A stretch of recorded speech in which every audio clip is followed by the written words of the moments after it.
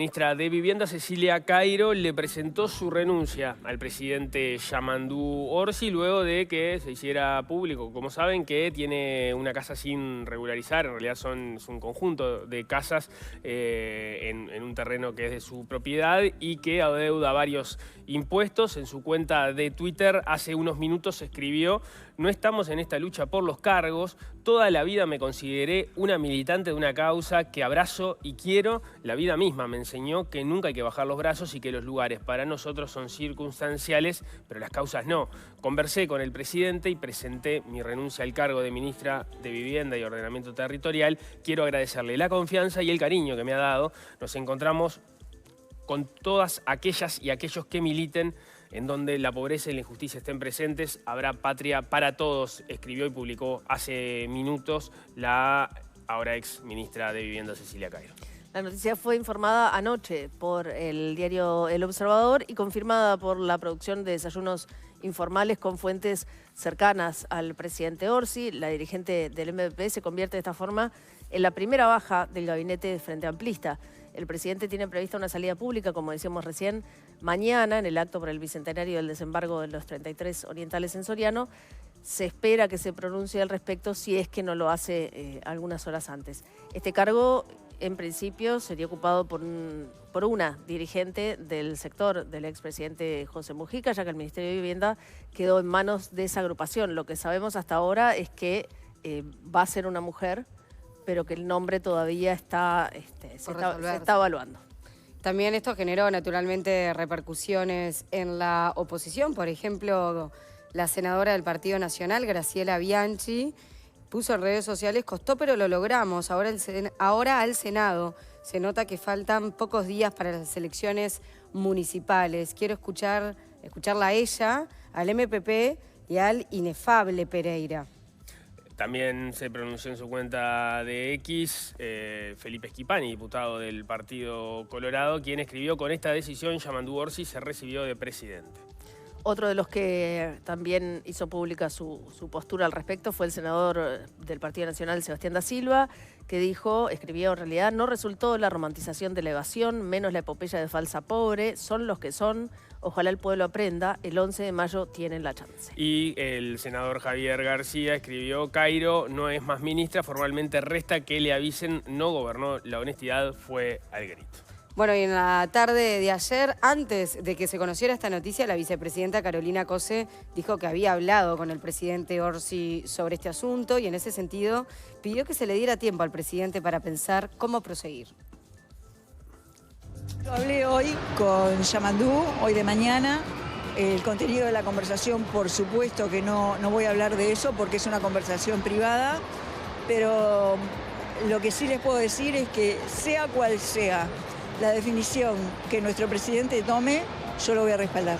¿Tu visión respecto a eso, si esto reviste cuestiones éticas?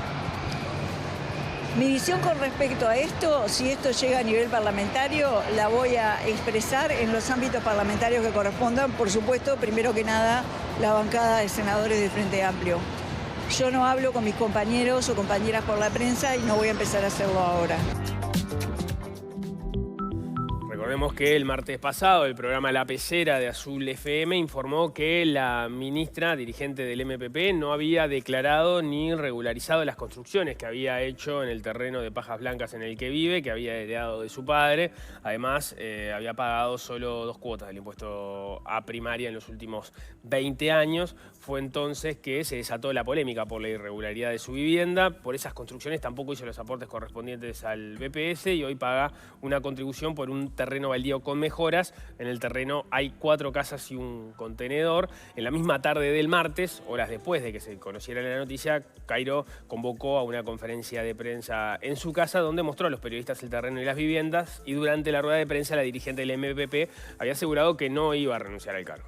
La primera reacción del MPP y de varios dirigentes del Frente Amplio fue respaldar a la ministra. Sin embargo, con el correr de las horas, el tema escaló, generó incluso diferencias dentro de la coalición de izquierda luego de que varios dirigentes cuestionaran el accionar de Cairo.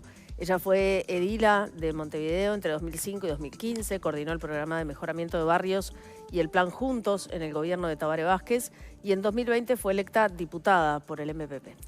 Bien, hay que ver después cómo termina, qué es lo que termina diciendo el presidente de la República finalmente a propósito de, bueno, cuáles fueron los elementos que evaluó para tomar la decisión. Sí se da esa particularidad que queda de manifiesto con lo que vos estabas comentando recién, de que una vez que se conoció la noticia, estuvo la conferencia de prensa de Cairo en la cual se manifestó su intención de no renunciar, más allá de que reconoció el error y entendía que tenía que enmendarlo, e inmediatamente, uno puede hasta entenderlo hasta de manera coordinada por cómo fue monolítico el apoyo que se dio de parte de los legisladores del MPP que salieron a respaldarla. De hecho, la cuenta del MPP en Twitter publicó un comunicado que daba a entender de, bueno, ahora a seguir gobernando, o sea, superado este tema, se reconoció el error y se sigue para adelante. Se corrige y se sigue. Se corrige y se sigue. No hubo expresiones desde ese punto de vista de dos integrantes importantes del sector, como el presidente de la República, nada más y nada menos, y el secretario de la Presidencia, Alejandro Sánchez, y eso daba a entender, o por lo menos dejaba abierta la puerta a la duda de si ese respaldo del sector iba a tener un correlato en el gobierno, que era en definitiva lo importante en ese momento. Bueno, no terminó ocurriendo así, y también empezamos a ver una forma de, por lo menos tenemos un antecedente de una forma de actuar del presidente de la República ante crisis de este tipo, ¿no? Primero, actúa desalineado con la expresión de su sector, y segundo, se toma unos días para pensarlo. Es verdad, era una semana muy atípica y eso quizás permitía tomarse un tiempo más del que de repente en una semana común y corriente se podría haber tomado, porque ahí ya están todos los jerarcas en actividad y entonces los periodistas se lo están cruzando y se van a pedir las respuestas de repente más rápido. Pero bueno, se tomó unos días para reflexionar, digamos. Uno entiende que es eso, que por eso se demoró unos días y no se fue enseguida sobre esa situación. Quizás se evaluó incluso cómo había caído esto en la oposición, en la ciudadanía, en la militancia, etcétera. Para mí es clave eso que acabas de decir, en la militancia, porque lo que hemos visto estas últimas horas, porque una cosa es decir, bueno, la oposición, es obvio que las oposiciones siempre reaccionan rápidamente, pero la militancia en este caso, en general, estaba enojada, o por lo menos por lo que podíamos leer en algunas redes sociales donde están identificadas algunas personas muy militantes del Frente Amplio que ahora soltaron la mano en este sentido, ¿no? Parte de la militancia, parte, ¿no? por supuesto, hubo parte, ahí parte. Diferencias. Hay diferencias, pero parte de la militancia de la que uno ve que siempre está alineada a las decisiones del Frente Amplio, del gobierno, en este caso no fue así. Entonces me parece que eso también es parte de la evaluación. Bueno, la gente se enoja. Un primer mojón en el gobierno que naturalmente deja aprendizajes, en primer lugar, a todo el equipo de gobierno y en segundo lugar al Frente Amplio, ¿no? Esta cosa de salir como en pelotón que tuvo el MPP, los dirigentes principales del MPP, el discurso de Cairo de yo no voy a renunciar y después acaba renunciando. Uno puede entender o por lo menos imaginar que sí hubo charlas con Orsi en el interín de estos días que acaban por revertir las declaraciones de la no renuncia de Cairo, pero estudiar un poco cómo se manejan las declaraciones a nivel de sector político, a nivel de Frente Amplio. Salió Fernando Pereira también en estos días a hablar, a defender, a respaldar. Bueno, también me parece que hay muchos elementos de aprendizaje como gobierno y como Frente Amplio a la hora de sortear un primer evento polémico, por llamarlo de alguna manera, ¿no? Sí, yo intuyo de todas formas que esto en la discusión política a futuro lo van a utilizar como,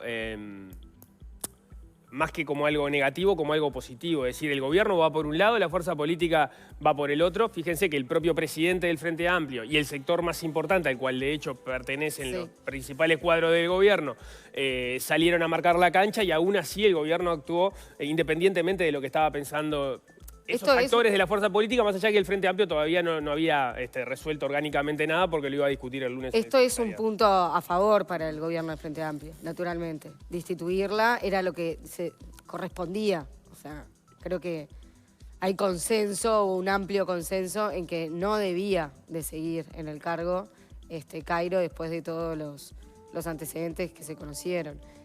Yo creo que el Frente Amplio pudo capitalizar de alguna manera un evento crítico.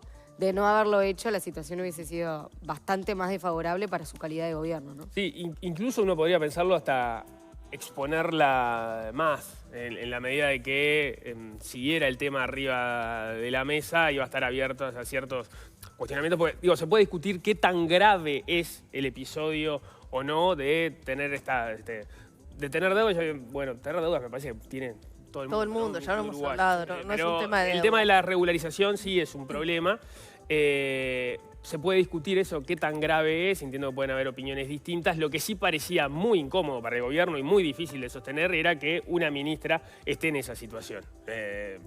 Creo que eso es lo que termina laudando. Entonces uno puede llegar al discurso de Cairo no es mejor ni peor militante por esto que pasó, no es mejor ni peor compañera para sus compañeros del sector, no es mejor ni peor persona, pero bueno, cometió un error que es incompatible con estar en ese rol. Vuelve ahora al Parlamento. Ahí, por lo que veía esta mañana, ella renunció al Senado y por lo cual volvería a la Cámara de Diputados, porque ella fue electa por las dos cámaras y en su momento tuvo que hacer la elección antes de asumir el 15 de febrero. Claro, con otro escenario arriba de la mesa que iba a estar por unos días y se iba a ir al Ministerio de Vivienda, pero bueno. Lo que pasa es que también hubo ahí un cambio, ¿no? En el discurso de Cairo, en la primera rueda de prensa que da, en donde enfáticamente dijo que ella no tenía previsto renunciar y eso era un daño para el Frente Amplio, un daño para el gobierno de Yamandú Orsi. Su convicción de no querer renunciar, de no poner su cargo a disposición. O sea, podía existir la posibilidad de que el presidente la destituya, pero en realidad correspondía que fuera ella la que se tendría que ir, ¿no? O sea, Bueno, sí, claramente hubo un cambio en el discurso de la primera declaración y después lo que terminó sucediendo. Ella parecía, cuando uno escuchaba las declaraciones, no dimensionar el problema, ¿no? Cuando ella decía que de ninguna manera pensaba irse. en renunciar, claro. Después, con el paso de las horas, otra de las cosas que sucedió, que como decíamos recién, el BBP salió en bloque, Fernando Pereira también dio su postura, pero en el Frente Amplio en general no hubo ningún otro sector que la respaldara. Bueno, eso también era una señal, claro. Es una señal clarísima. Cómo estaba siendo leído eso en la interna del Frente Amplio, parecía, de cierta forma, sintomático que su sector apoyara monolíticamente y después hubiera silencio. ¿No? O eventualmente esperar al presidente. Alguna también, crítica, ¿no? pero no hablar sobre el fondo del asunto.